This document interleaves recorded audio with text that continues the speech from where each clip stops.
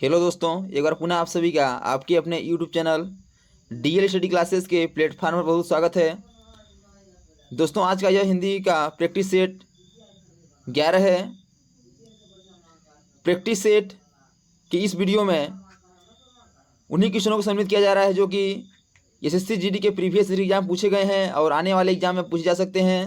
तो जाके आप लोग इस वीडियो को ज़रूर देखिए ताकि आपको एग्ज़ाम देने में आसानी हो, क्योंकि जो भी क्वेश्चन पिछले वर्षों में पूछे गए हैं और किस प्रकार के क्वेश्चन पूछे जाते हैं उन्हीं क्वेश्चनों को इस वीडियो में सम्मिलित किया गया है। तो चलिए बिना देरी के हुए अपने प्रश्नों को आगे बढ़ते हैं।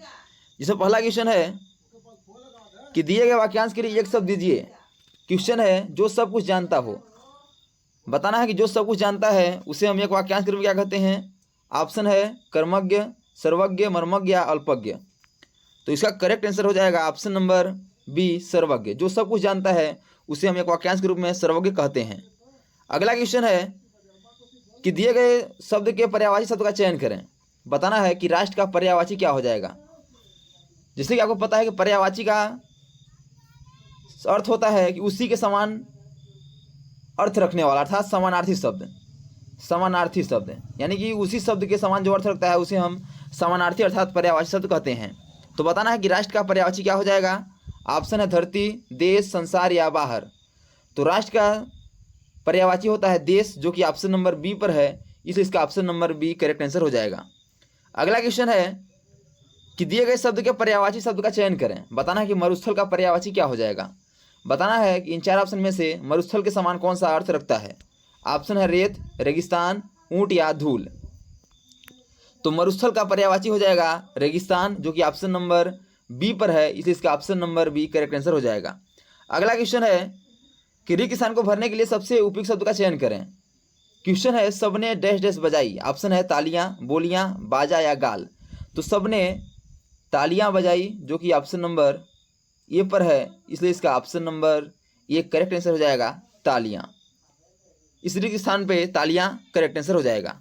अगला क्वेश्चन है कि सही वर्तनी वाले शब्द का चयन करें। बताना है कि रसोई घर किस प्रकार लिखा जाता है और वर्तनी की दृष्टि से कौन सा सही है।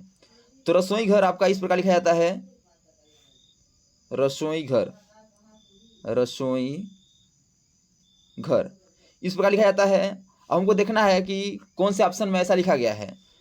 तो पहला तो गलत हो जाएगा, दूसरा भी गलत है, चौथा भी गलत हो जाएगा, लेकिन जो सी नंबर है, सी नंबर में बिल्कुल करेक्ट लिखा गया है, रसोई घर जिस प्रकार लिखा जाता है, इसलिए इसका option number C correct answer हो जाएगा। अगला क्वेश्चन है कि निम्नलिखित में से उस विकल्प का चयन करें जो इस मुहावरे का अर्थ व्यक्त करता है। मुहावरा दिया गया है दंग रह जाना। बताना है कि दंग रह जाना इस मुहावरे का अर्थ क्या हो जाएगा। ऑप्शन है चकित हो जाना, परेशान हो जाना, नाराज हो जाना या बदल जाना। तो दंग हो जाना इस मुहावरे का अर्थ होता है चकित हो जाना, जो कि ऑप्शन नंबर ए पर है, इसलिए इसका option number A correct answer हो जाएगा चकित हो जाना। अगला क्वेश्चन है कि दिए गए वाक्यांश के लिए एक शब्द दीजिए। बताना है कि जो कम बोलता है उसे हम एक वाक्यांश के रूप में क्या कहते हैं। ऑप्शन है मितव्ययी, मितभाषी, मूक या वाचाल।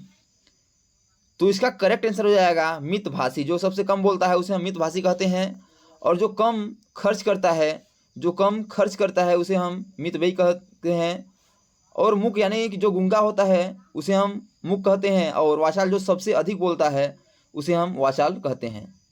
तो आप लोग इसको याद रखिएगा। अगला क्वेश्चन है कि री किसान को भरने के लिए सबसे उपयुक्त शब्द का चयन करें। क्वेश्चन है बोलने के पहले डैश डैश करो। वो बताना है कि बोलने से पहले क्या करना चाहिए। सोया, खाया, सोचा या पिया।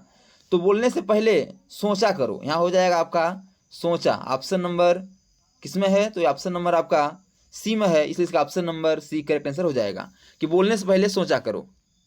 अगला क्वेश्चन है कि री किसान को भरने के लिए सबसे उपयुक्त शब्द का चयन करें। क्वेश्चन है राजीव छत पर डैश डैश सो रहा है।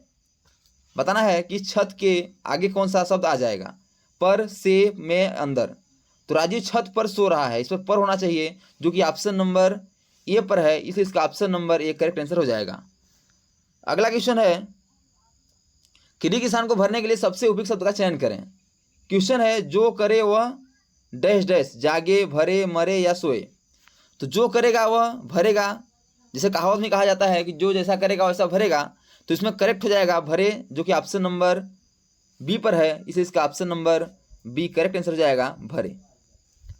अगला क्वेश्चन है कि सही वर्तनी वाले शब्द का चयन करें। बताना है कि वनवास किस प्रकार लिखा जाएगा। तो वनवास आपका इस प्रकार लिखा जाता है, वनवास। अब देखना है कि ऐसा किस ऑप्शन में है। तो ऑप्शन नंबर 1 गलत हो जाएगा, 2 भी गलत हो जाएगा और डी भी गलत हो जाएगा, जबकि ऑप्शन नंबर सी पर ऐसा लिखा गया है, इसलिए इसका option number C correct answer हो जाएगा, वनवास।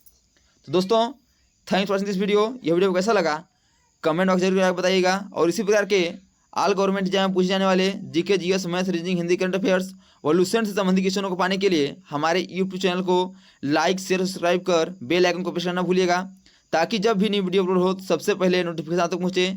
तो आज तक इतना ही, मिलते हैं नेक्स्ट वीडियो में, तब तक के लिए जय हिंद, वंदे मातरम।